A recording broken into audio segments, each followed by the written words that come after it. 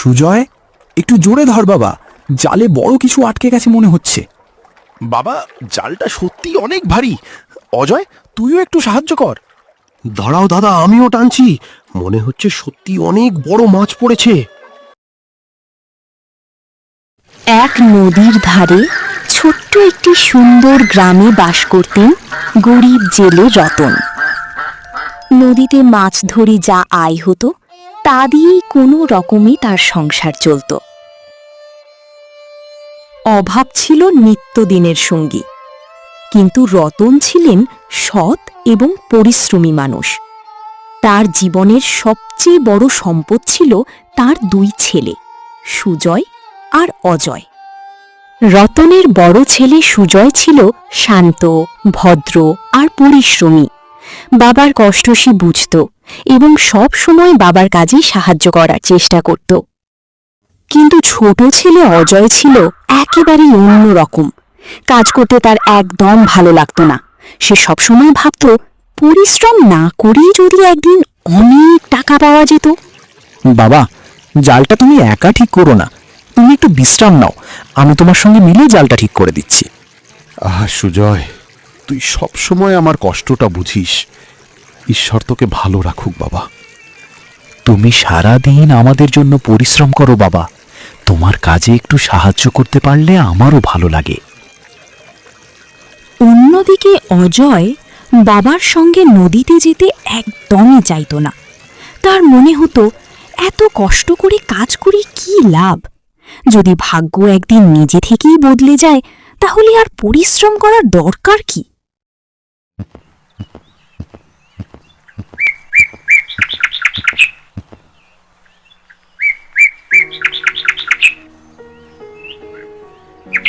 বাবা, সারা দিন নদীতে গিয়ে মাছ ধরো, জাল টানো, নৌকা চালাও, এত কষ্ট করে আর কত দিন চলবে?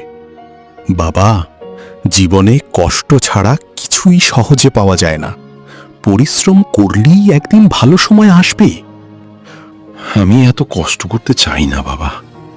একদিন যদি হঠাৎ অনেক টাকা পেয়ে যাই, তাহলে তো আর কোনো কাজই করতে হবে না। রতন ছেলের কথা শুনে কিছুক্ষণ চুপ করে রইলেন।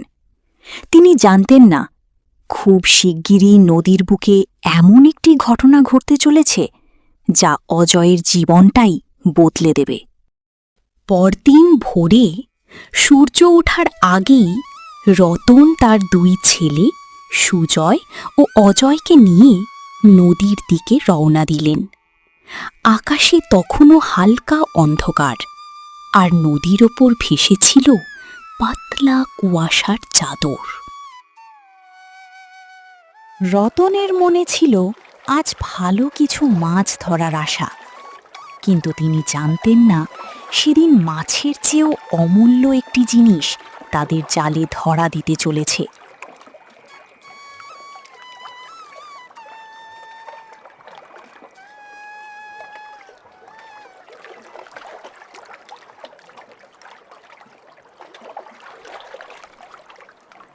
নদীর মাঝখানে পৌঁছে রতন জাল ফেললেন।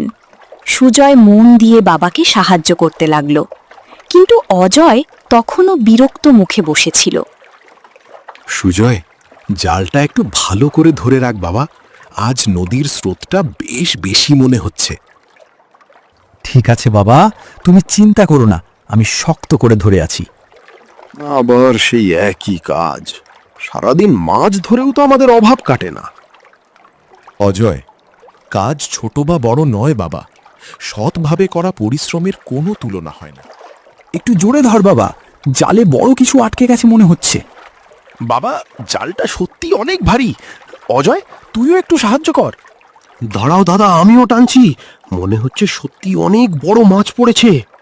তিনজন মিলে অনেক কষ্টে জালটি নৌকার কাছে টেনে আনল, কিন্তু জাল থেকে মাছ নয়, উঠে এলো একটি পুরনো লোহার বাক্স। বাবা, যদি এর ভেতরে অনেক টাকা থাকে, তাহলে তো আমাদের আর কোনো দিন কষ্ট করতে হবে না। বাক্সটা আমরা রেখে দিলেই হয়। কি আছে আমরা জানি না, আগে ভালো করে ভাবা দরকার। অন্য কারোর জিনিস হলে কিন্তু আমরা এটা নিতে পারি না। সুজয় ঠিক বলেছে, জিনিসটা আমাদের নয়, আগে জানতে হবে বাক্সটা কার।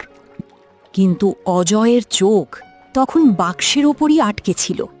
তার মনে হতে লাগলো হয়তো এই বাক্সের ভিতর এমন কিছু আছে যা এক মুহূর্তে তাদের সব অভাব দূর করে দিতে পারে।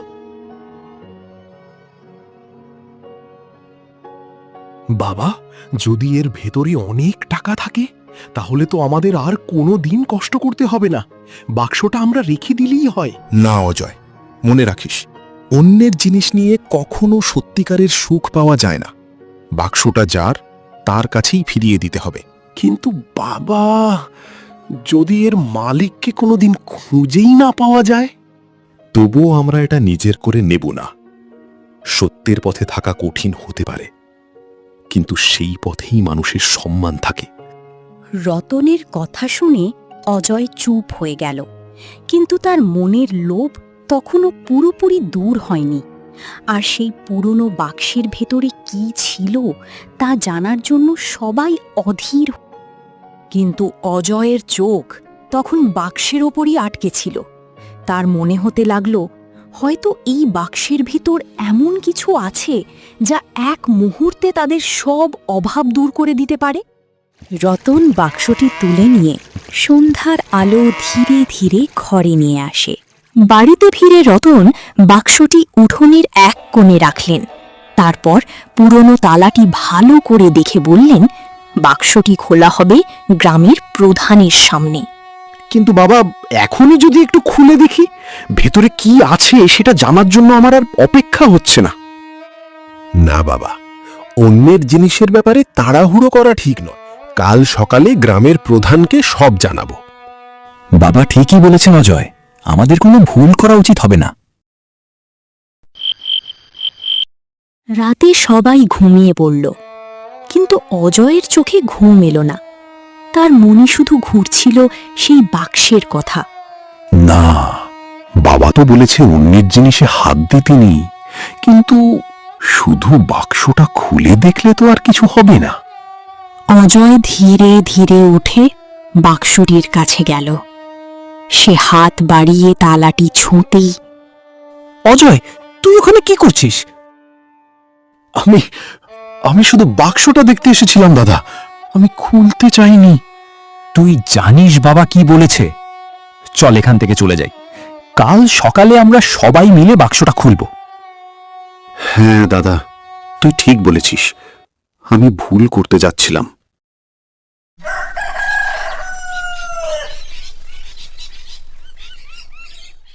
তালা খুলতেই সবাই অবাক হয়ে গেল। বাক্সের ভেতরে ছিল বেশ কিছু পুরনো রূপোর মুদ্রা, কয়েকটি গয়না এবং একটি পুরনো কাপড়ে মোড়ানো কাগজ। এত কিছু! বাবা, এগুলো বিক্রি করলে তো আমাদের অনেক টাকা হয়ে যাবে। টাকা যতই হোক বাবা, যদি সেটা আমাদের না হয় তাহলে সেটা নিয়ে আমরা কিভাবে শান্তিতে থাকব? প্রধান পুরনো কাগজটি খুলে দেখলেন। বাক্সটির মালিক ছিলেন গ্রামেরই এক বৃদ্ধ ব্যবসায়ী। আমাদের এই বাক্সের আসল মালিককে খুঁজে বের করতে হবে।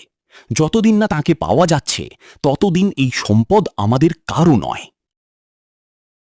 রতন মাথা নেড়ে সম্মতি দিলেন।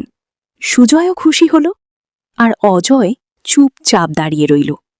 এবার সে বুঝতে শুরু করেছে লোভের চেয়ে সততা অনেক বড়।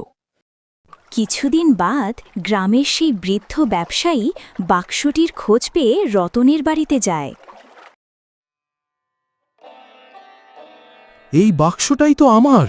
বহু বছর আগে নদীতে নৌকা ডুবে যাওয়ার সময় এটি হারিয়ে গিয়েছিল। আমি ভেবেছিলাম আর কোনো দিন এটি ফিরে পাব না।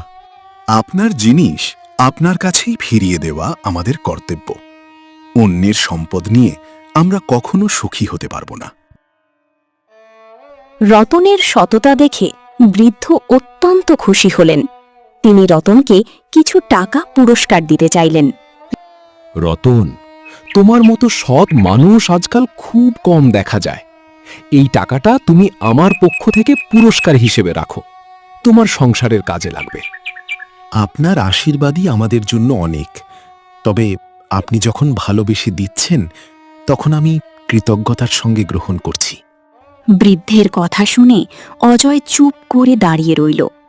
সে বুঝতে পারল, সেদিন যদি সে বাক্সটি লুকিয়ে রাখত তাহলে এই সম্মান আর পুরস্কার কিছুই তারা পেত না। বাবা, আমি সত্যি ভুল করেছিলাম। টাকার লোভে আমি তোমার কথা অমান্য করতে যাচ্ছিলাম।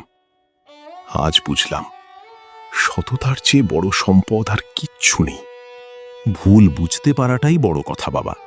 আজ থেকে সৎভাবে পরিশ্রম করিস, দেখবি একদিন তোর জীবনও সুন্দর হয়ে উঠবে। সেই দিনের পর অজয় আর অলস রইল না। সুজয়ের সঙ্গে সেও বাবার কাজে সাহায্য করতে শুরু করল। দুই ভাইয়ের পরিশ্রমে রতনের সংসারে ধীরে ধীরে সচ্ছলতা ফিরে এলো।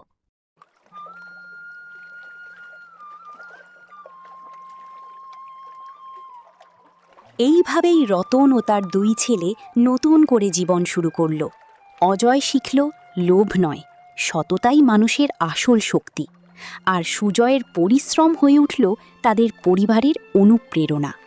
মনে রাখবেন, অন্যের সম্পদ হয়তো মুহূর্তের আনন্দ দিতে পারে, কিন্তু সততা ও পরিশ্রমই এনে দেয় সত্যিকারের সুখ এবং সম্মান।